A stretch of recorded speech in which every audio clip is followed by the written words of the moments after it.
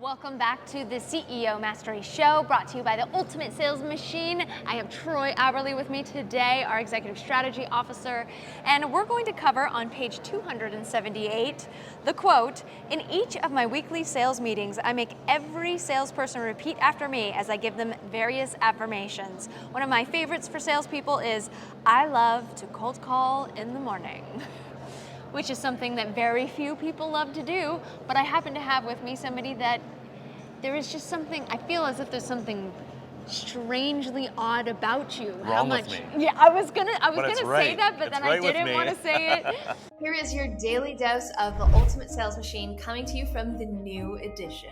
Visit ultimatesalesmachine.com to get your copy or multiple copies. I am your host, Amanda Holmes, CEO of Chet Holmes International. What you're about to learn has assisted 250,000 businesses to generate billions of dollars, working faster, better, smarter.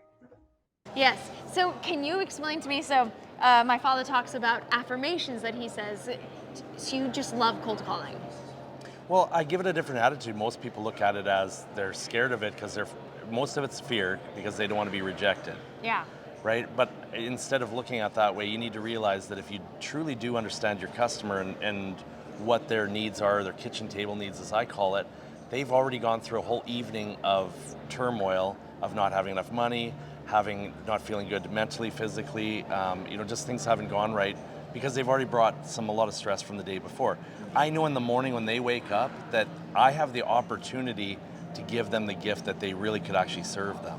So rather than look at it as that I'm trying to push something, Yeah. I'm actually calling them to tell them that I have an answer that's going to make sure that their evening doesn't go that same way again. Fascinating. Okay, so the mental shift that you're there to serve them rather than I'm there to annoy them. No wonder you then annoy them. Yeah. And we just recently, so we're a product of the product. We're deploying a Dream 100 right now. And so this is really fresh for you, right? Yeah, because I just cold call 83 people. Okay. Right? That I have no idea who. Well, I didn't know who they were. I never met them. But I researched them to understand that I know what their pain points are, so that I know that when I'm calling them, that I can immediately talk to them and give them answers that are already bothering them, keeping them up at night. Give them a little bit of education, but most importantly, just build some rapport and get to know them and say, hey, you know what? I know how you feel. Amazing. Yeah. And you did this brilliantly because we've seen a 30% conversion of, okay, yes, I would like to talk further, which is magnificent. And it was kind of this combo of a brilliant cold call technique, a couple more mediums, some education-based marketing. But can we dissect just a little bit more? Can you give any gems for people that are cold calling? What would you say to do? Actually, I'm curious. So my father always acted like, I'm so important. If you don't put me through to your boss, you're obviously the dumb one. Was kind of like the air. I have a feeling that you don't take that approach. Because I'm listening to the client. So what Chet did, your dad did, was totally brilliant because a lot of people that are busy won't give you the time of day. He was positioning that in a way that you don't get to talk that way about your outcome. You need to give it more attention and here I am to do this and here's your shot, right? And so that's how he did it and I remember it very well. However, there is that piece of it and then he's doing that because usually CEOs are quicker. Most people are feeling that. But today more than ever with the amount of stress that's going on, I think there's way more to it now. Yes, there's that piece, but there's also that getting back to building rapport. And if you don't know your audience or you don't know, and they don't know you, vice versa, you're gonna have to build some rapport. And I resemble it to dating. You're not gonna walk up to the bar and say to that other person, dang it, you get into bed with me right now because this is how it's gonna go. Yes, it might be the need for sure, but you're gonna wanna build up some rapport and say, how are you doing? Like, I understand you're going through a lot right now in the economy, interest rates, inflation, staff are changing, we can't get inventory. There's all these things. And you know what? It turns out that most entrepreneurs are actually facing divorce this year. And their kids are stressed out and depressed because they haven't seen mom or dad. 4 hours a week max that they spend. I mean, these are statistics that are really keeping people up at night. So building that confidence that you're here as someone genuine, to say, I care.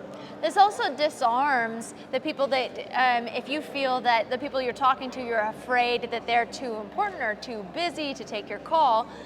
1 in every 2 couples in the United States are getting divorced, right? We have a 50% divorce rate. So if you think the person that's on the other side of this could have had a horrible night with their spouse or woke up with an argument, then look at them as human. I love that. I also love, and I want to bring it up because it's such a good story. So you had one person that actually yelled at you and was mean. In comparison to all, out of 83 calls, there was one that was just ruthless. Everybody was really good. If I got a hold of them, I did not have one single person. Because you did your research, which is good for a Dream 100. If you're making just a few, you want to do your research, especially with the amount of information online today, right? You can go on social media and they just have so much more than we had 15 years ago. But can you share your response? Because I thought it was so funny, and it was something that my father did too. So what really, because I came from such a great intent, I actually wanted to be a customer of these people too. Right. And I showed interest in their product first. So there is a piece just to add on to the last part. I wanted them to know that I was actually excited about their product and what it could do for other people. Not only would I like to acquire it, but I would also like to help market it. Yep. Because I saw the value. Yeah, so the one person, for sure, I was polite, professional, and said, you know what, I would just like to see if we could schedule a few minutes, undivided attention, because he shows are busy, I'd like to do that. His assistant had reached back out to me and said, great, love it. He got back to me and said, I don't like your approach, it's old school tactics, you're being too pitchy. And I'm like, wow. Like, so there's a perception. So bizarre, one person out of 83 that had that response, because we did do a wonderful job at being educational, so it's interesting that he said it was old school. Right, and Reed even said, if you talk to us, that we were going to give you an opportunity to look at one of our case studies on how to screw up your trade show. Yeah. Right? Actually helping people out ahead of time. Right. So then when we went up to the booth, I purposely went still to his, I apologized and said, you could look at this in 2 totally different ways. One is, yeah, for sure, could be pitchy, I guess, or you could look at it as this person really wants to be nice and professional, has interest, showed up to his booth, and when he looked at my name tag, he was shocked and definitely, it's a real person. It's not just somebody calling me on a phone that I can rip into. And I said to him, I'm the guy that you thought had a terrible approach. And he looked at me, and you could tell very just uncomfortable. Yes. I love that. Look at the perception then, make sure you're feeling that out, because if that is happening lots, make sure you're more clear about the intention and saying to the person, I get it. Yeah. I could be that person, but I'm not. So I loved this because, one of my father's best friends, who was almost like a godfather to me, he met him through a cold call. And the guy denied my dad and just said, I don't need that, and hung up on him. My father called him back and said, nobody hangs up. I mean, nobody, shuts me down, and then just started pitching like, this is why nobody does that. And then they became like best buds, and my father ended up getting the appointment. He worked with him and got him sales and all of this. But after I talked to you, when it happened, you were like, oh, I'm calling that guy back up. I'm going to see him at the booth. I'm going to show him that I'm truly here for value. So that's the kind of person that you want in your organization. If they are cold calling, that they get more competitive and they love the challenge even more when they get that denial. Although I do think we're also in a place now where, depending on what your engagement is when you start to work with them, we decided that kind of attitude was something that we're in a beautiful place where we don't have to work with people that we don't enjoy. So that person did get removed from our dream client list because we choose to have fun with who we work with, right? And we're selective about that. That's the thing.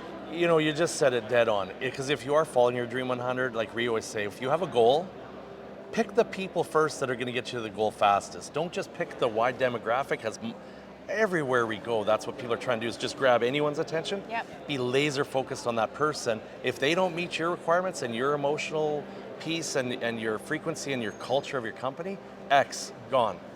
They might come around later, but don't worry that you don't have them. There's plenty enough other customers out there. But your job on a cold call is to show them that you want to build rapport, you want to build an engagement.